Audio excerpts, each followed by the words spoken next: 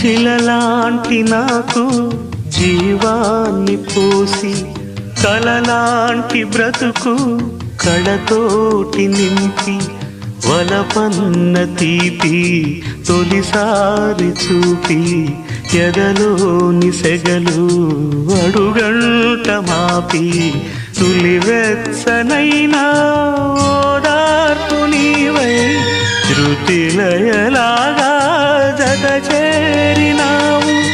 నువ్వులేని నన్ను హింసలేను, నా వేదనంతా నివేదించలేను.